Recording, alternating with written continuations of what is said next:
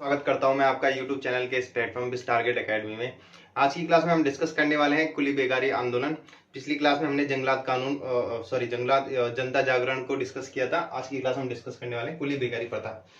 देखिए, जो कुली बेगारी प्रथा थी ये पहले से चली आ रही थी, ब्रिटिश काल से पहले से चली आ रही थी, जो कि चली आ रही थी कत्यूरी के टाइम से। ठीक है, कत्यूरी के टाइम से ये प्रथा चली हुई आ रही थी, लेकिन इसका सबसे ज्यादा जो मिस यूज हुआ, ठीक है, वो हुआ ब्रिटिश शासनकाल में।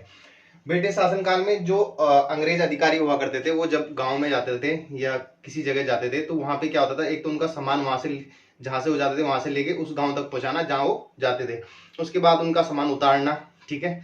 उसके बाद जो जब वो वहां पे ठहरेंगे तो उसके लिए उनके खाने पीने की व्यवस्था। तो इस तरीके की क्या थी, कुप्रथाएं थी, जिसके लिए वो बेगार नहीं देते थे। बेगार मतलब पैसा नहीं देते थे, ठीक है। ये काम उनको गांव वासियों को फ्री में करना होता था, तो इसी को बोलते थे कुली बेगारी प्रथा। ठीक है, ये एक कुप्रथा थी जिसका अंत 13 से 14 जनवरी 1921 को इसका अंत हो गया था। ठीक है, किसकी अध्यक्षता में? हरगोविंद पंत को, बद्रीदत्त पांडे।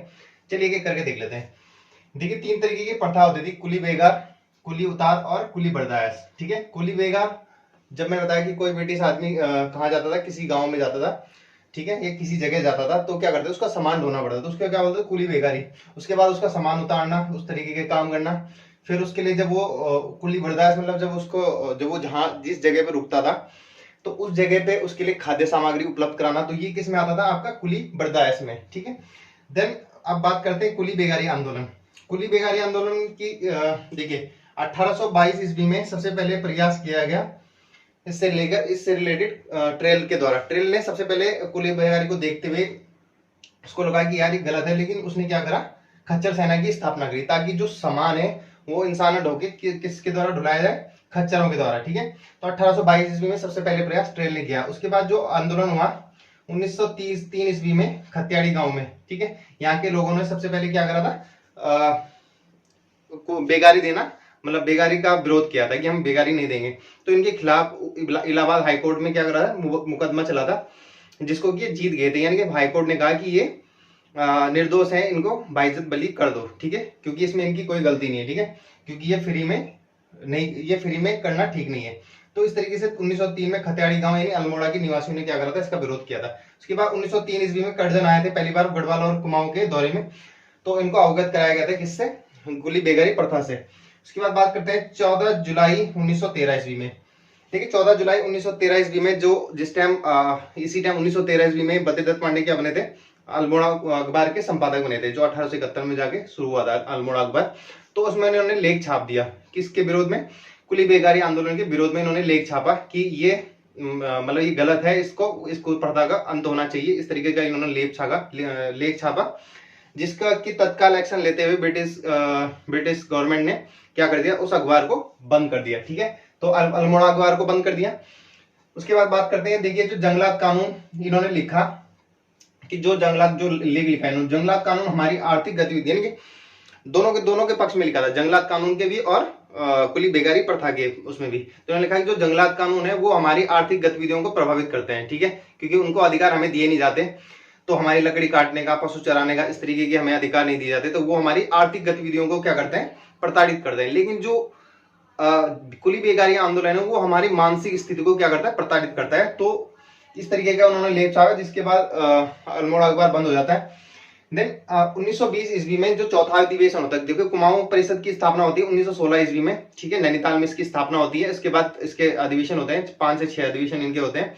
1916 से लेकर 1926 तक कुमाऊं परिषद के अधिवेशन होते हैं। ठीक है, जो पहला अधिवेशन होता है वो आपका अल्मोड़ा में होता है, फिर दूसरा हल्द्वानी में, तीसरा कोटद्वार में, चौथा आपका काशीपुर में होता है। जो चौथा अधिवेशन होता है इसकी अध्यक्षता करते हैं हरिगोविंद पंत जी।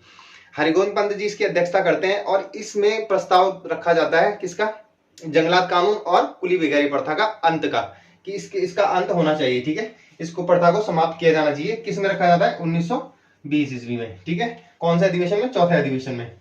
5वां अधिवेशन फिर टनकपुर में हुआ, फिर छठा अपना हल्द्वानी है, फिर शायद नैनीताल में हुआ। ठीक है, उसके बाद देखते हैं 1 जनवरी 2021 कुमाऊं परिषद, इसके बाद पढ़ेंगे इस टॉपिक के जिस बात। देखिए, उसके बाद 1 जनवरी 2021 में 400 लोगों ने, जो कि चामू गांव के थे, ठीक है, उन्होंने क्या करा, हर मंदिर में बेगार न देने की शपथ ली।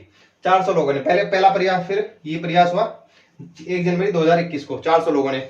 उसके कुछ ही दिन बाद 13-14 जनवरी जब इसका अंत होना था, कब, उत्तरायणी मेला के अवसर पर बागेश्वर में सरयू नदी के किनारे 1921 में 4,000 लोगों ने क्या करा, बद्रीदत्त पांडे, हरगोविंद पंत और चिरंजीव लाल की मौजूदगी में क्या करी, बागेश्वर मंदिर में पूजा अर्चना की और बागेश्वर मंदिर को साक्षी मानते हुए और सरयू नदी, पवित्र सरयू नदी के जल को साक्षी मानते हुए इन्होंने शपथ ली कि हम अब बेगार नहीं देंगे और इसका अंत करेंगे। ठीक है, तो इन्होंने जो जितने भी रजिस्टर थे इससे रिलेटेड इसके दस्तावेज थे वो सब इकट्ठा करके कहाँ बहा दिए, सरयू नदी के जल में बहा दिए। ठीक है, तो इस तरीके से इस कुप्रथा का अंत होता है और इसको 40,000 ये मौजूद इस टाइम 40,000 लोगों के मौजूदगी में इस कुप्रथा का अंत होता है। इसकी अध्यक्षता इसके जो मेन वो थे जिन्होंने इसके वो करा था, बद्रीदत्त पांडे जी, चिरंजीव लाल और हरगोविंद पंत जी, ये इन्होंने इसकी अध्यक्षता की थी। ठीक है, इस सभा की अध्यक्षता की थी। तो 13-14 जनवरी 1921 ये डेट काफी बार पूछी जाती है। तो इस टाइम इसका अंत हो जाता है। तो चलिए अब नेक्स्ट टॉपिक देख लेते हैं, कुमाऊं परिषद। तो कुमाऊं परिषद एक बार देख लेते हैं अच्छे से। चलिए देखते हैं कुमाऊं परिषद। ठीक है, कुमाऊं परिषद का जो सबसे पहला जो विचार आया था वो जो दिया था अल्मोड़ा अखबार ने दिया था 1908 ईस्वी में। 31 मार्च 1908 ईस्वी में किसने दिया था, अल्मोड़ा अखबार ने। ठीक है, अब इसकी जो स्थापना होती है 1916 ईस्वी में होती है। ठीक है, स्थापना कब होती है, सितंबर 1916 ईस्वी में इसकी स्थापना होती है। और इसकी जो संस्थापकों में से थे बद्रीदत्त पांडे हो गए, हरिगोविंद पंत हो गए, गोविंद बल्लभ पंत हो गए, मोहन जोशी हो गए, आपके प्रेम बल्लभ पांडे हो गए। ठीक है, ये नाम सारे याद रखना क्योंकि इनमें से कोई सा भी उठा के पूछ लेता है कि इसके संस्थापक सदस्यों में से कौन कौन से निम्न में से हैं। तो प्रेम बल्लभ हो गए, मोहन जोशी हो गए, गोविंद बल्लभ पंत जी हो गए। ठीक है, अब बात करते हैं जो पहला जो इनका जो जब इनका ये गठित हो रही थी कुमाऊं परिषद, तो वो कहाँ पे हुई, तो ये हुई थी नैनीताल के मझेड़ा ग्राम में। ठीक है, नैनीताल के मझेड़ा ग्राम में इसकी अध्यक्षता की थी आपके नारायण दत्त छिपाल ने। ठीक है, नारायण छिपाल ने, राय बहादुर नारायण छिपाल ने। तो पूछता है कि इसकी अध्यक्षता किसने की थी जब इसकी स्थापना हुई, तो नारायण दत्त छिपाल ने की थी इसकी, नारायण छिपाल ने। कब, 1916 में। ठीक है, इसका जो पहला अब बात करते हैं इसके अधिवेशन से। देखिए 1916 से लेके 1926 तक, यानी कि 1916 से लेके 1926 तक। ठीक है, इसके अधिवेशन होते हैं। सबसे पहला अधिवेशन होता है 1917 ईस्वी में, जयदत्त जोशी के द्वारा इसकी अध्यक्षता की जाती है। और इसमें जो मुद्दा होता है वो होता है कि पहले इसका प्रचार प्रसार करना, किसका, कुमाऊं परिषद का। उसके बाद दूसरा जो ये होता है अल्मोड़ा में आपके। ठीक है, पहला अधिवेशन 1917 जयदत्त जोशी और कुमाऊं परिषद का प्रचार प्रसार करना, कहाँ पे, अल्मोड़ा में। ठीक है, दूसरा होता है आपका 1918 ईस्वी में। ठीक है, 25 सितंबर 1918 ईस्वी में इसकी अधिवेशन होता है और इसकी अध्यक्षता करते हैं आपके तारादत्त गैरोला जी। ठीक है, और ये होता है आपके हल्द्वानी में। ठीक है, हल्द्वानी में होता है। और इसमें जो प्रस्ताव रखे जाते हैं वो रखे जाते हैं आपके जंगलात कानून से और कुली बेगारी से मुक्ति के उसमें। फिर चौथे अधिवेशन में भी रखे जाते हैं, लेकिन यहाँ पे भी रखे जाते हैं। ठीक है, अब बात करते हैं तीसरे अधिवेशन की।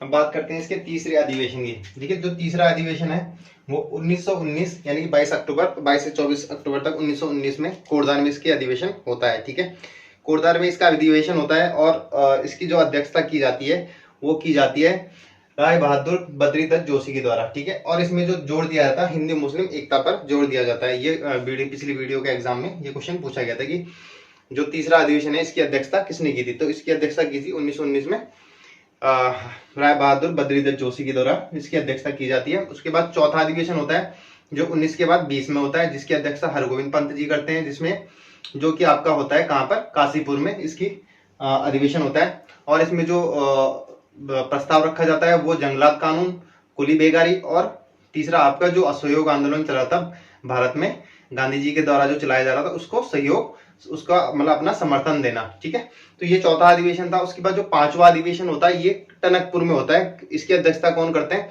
लेकिन 1920 के बाद 21 में ना होकर ये 1923 में होता है और इसकी अध्यक्षता की जाती है बद्रीदत्त पांडे जी के द्वारा। कहाँ पे होता है ये अधिवेशन, ये होता है आपका टनकपुर में। और इसमें जो प्रस्ताव रखा जाता है वो रखा जाता है आपके वन नीति से संबंधित, वन नीति और भूमि बंदोबस्त से संबंधित। फिर 1923 के बाद फिर 3 साल बाद 1926 में नेक्स्ट अधिवेशन होता है, ये होता है आपके रानीखेत में, अल्मोड़ा में, ठीक है। और इसकी अध्यक्षता करते हैं मुकुंदी लाल जी। उसके बाद 1926 में इसका विलय किसमें हो जाता है आपके ये हो जाता है आपका विलय किसमें, कांग्रेस में, इंडियन नेशनल कांग्रेस यानी कि आईएनसी में इसका विलय हो जाता है, भारतीय राष्ट्रीय कांग्रेस में, ठीक है। इसका विलय जो कि हम जिसकी स्थापना 1885 में होती है, ठीक है। अब बात करते हैं होम रूल लीग की, कुछ पॉइंट है, 2 पॉइंट। होम रूल लीग की स्थापना जो गढ़वाल में वो जल्दी हो जाती है, नहीं 1914 ईस्वी में, लेकिन जो भारत में होती है 1916 ईस्वी में और 1916 ईस्वी में 2 लीग की स्थापना, एक तो एनी बेसेंट जी करती हैं और दूसरी बाल गंगाधर तिलक जी करते हैं, ठीक है। एनी बेसेंट करती हैं अप्रैल में और उसके बाद सितंबर में कर देते हैं कौन, बाल गंगाधर तिलक जी, लेकिन वो 1916 में होती है, यहाँ पर 1914 में हो जाती है। बात करते हैं अल्मोड़ा कांग्रेस की, तो इसकी स्थापना होती है 1912 ईस्वी में, कई बार एग्जाम में क्वेश्चन पूछा गया है। तो चलिए इस क्लास को यहीं समाप्त करते हैं। नेक्स्ट क्लास में जो देखा जाएगा वो गांधी जी के प्रमुख आंदोलन, गांधी जी का मतलब कुमाऊं और गढ़वाल में आगमन, ठीक है, और उन्होंने वहां पर क्या क्या किया उससे संबंधित हम सारा डिस्कस करेंगे अगली नेक्स्ट क्लास में। चलिए फिर मिलते हैं नेक्स्ट क्लास में, तब तक के लिए धन्यवाद, जय हिंद।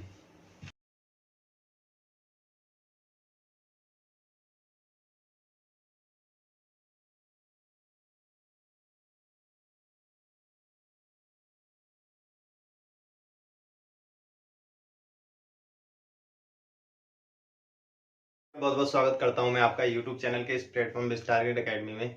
पिछली क्लास में हमने डिस्कस किया था जो हिंदी भाषा का राजभाषा के रूप में जो विकास हुआ था उसको डिस्कस किया था। आज की क्लास में हम डिस्कस करने वाले हैं देवनागरी लिपि। देखिए देवनागरी लिपि का जो विकास हुआ था वो गुप्त काल के आरंभ से, यानी कि जब कहाँ से हुआ, ब्राह्मी लिपि, जब कौन सी लिपि चलती थी, ब्राह्मी लिपि चलती थी। तो जो गुप्त काल के आरंभ में जो ब्राह्मी लिपि थी वो 2 भागों में बढ़ गई थी, एक उत्तरी और एक दक्षिणी। जो दक्षिणी ब्राह्मी लिपि थी यानी कि जो तेलुगु कन्नड़ मलयालम, ठीक है, तमिल, ये सब इस किस में लिखी जाने लगी, अपनी जो दक्षिणी ब्राह्मी लिपि थी, ठीक है। जो उत्तरी ब्राह्मी लिपि थी उसका विकास देखते हैं, ठीक है। उत्तरी ब्राह्मी लिपि, देखिए जो देवनागरी का जो सबसे प्राचीन रूप माना जाता है वो क्या माना जाता है, उत्तरी ब्राह्मी लिपि। उसके बाद किस में आई, गुप्त लिपि में, ठीक है, गुप्त लिपि यानी गुप्त काल में। उसके बाद सिद्धमर्तिका के बाद कुटिल लिपि, और लास्ट में यहाँ पे एक और लिख सकते हैं प्राचीन नागरी और फिर देवनागरी, ठीक है, प्राचीन नागरी और फिर देवनागरी, ठीक है, प्राचीन नागरी और देवनागरी, ठीक है। यानी कि सबसे पहले उत्तरी ब्राह्मी लिपि, उत्तरी ब्राह्मी के बाद गुप्त लिपि के बाद आपकी सिद्धमर्तिका के बाद कुटिल लिपि, कुटिल के बाद आपकी प्राचीन नागरी और फिर देवनागरी का विकास लगभग आपके 9वीं शताब्दी में इसका विकास हो चुका था, ठीक है। अब बात करते हैं कुछ अन्य पॉइंट की, जो देवनागरी के लिपि में कौन कौन सी भाषाएं लिखी जाती हैं। देखिए संस्कृत लिखी जाती है, ठीक है, और सबसे पहले जो देवनागरी लिपि होती है कैसी, अक्सर एग्जाम में पूछा जाता है कैसी वर्णात्मक लिपि है या अक्षरात्मक लिपि है, तो ये अक्षरात्मक लिपि है। जैसे वर्णात्मक में कौन सी होती है, रोमन लिपि, ठीक है। उसके बाद बात करते हैं कि कौन कौन सी भाषाएं देवनागरी लिपि में लिखी जाती है। संस्कृत, हिंदी, मराठी, नेपाली, मैथिली और कोंकणी, ठीक है। ये कौन कौन सी भाषाएं होगी, संस्कृत, मराठी, हिंदी, नेपाली, मैथिली, कोंकणी। संस्कृत, हिंदी, मराठी, नेपाली, मैथिली और कोंकणी, ये किस में लिखी जाती है, देवनागरी लिपि में। अब बात करते हैं ब्राह्मी लिपि में कौन कौन सी लिखी जाती है। राजस्थानी, गुजराती, बांग्ला और आपका असमिया, ठीक है। गुरुमुखी लिपि में पंजाबी लिखी जाती है और फारसी लिपि में आपकी उर्दू, ठीक है। यहाँ से भी क्वेश्चन पूछने को देखने को मिलता है। ब्राह्मी लिपि में कौन कौन सी आपको भाषाएं देखने को मिलती हैं, तो राजस्थानी हो गया आपका, गुजराती हो गया, असमिया हो गया और बांग्ला हो गया, ठीक है। ये भाषाएं आपको, और एक और भी लिख लेना इसमें, कैथी, ठीक है, ये भी किसमें लिखी जाती है, ब्राह्मी लिपि में, ठीक है, कैथी, यहाँ पे लिख लेना कै, ठीक है। तो ये देवनागरी लिपि में से जो इंपॉर्टेंट पॉइंट है जहां से क्वेश्चन अक्सर पूछा जाता है, मैंने वो सारे कवर कर लिए इसमें, ठीक है। आप देख लेना एक बार क्विक रिवीजन कर लेते हैं। देवनागरी का लिपि का विकास, उत्तरी ब्राह्मी, फिर गुप्त, फिर सिद्धमर्तिका, कुटिल, प्राचीन नागरी और फिर देवनागरी 9वीं शताब्दी के आसपास।